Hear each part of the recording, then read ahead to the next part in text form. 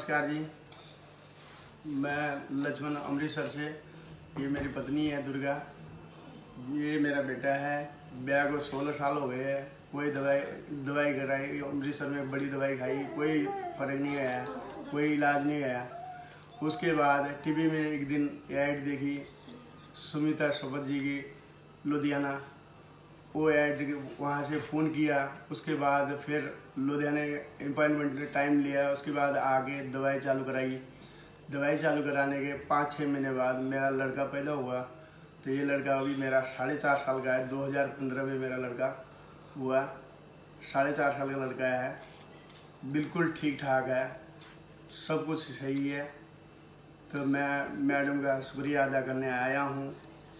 सुमिता शपथ मैडम का शुक्रिया अदा करना चाहता हूँ।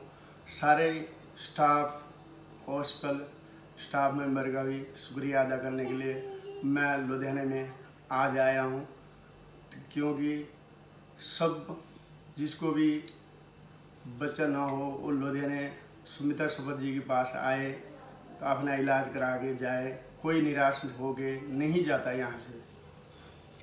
बाकी मैं सारे यार दोस्त बहन प्राण में यही कहता हूँ कि आके अपना इलाज कराए, निराश ना हो।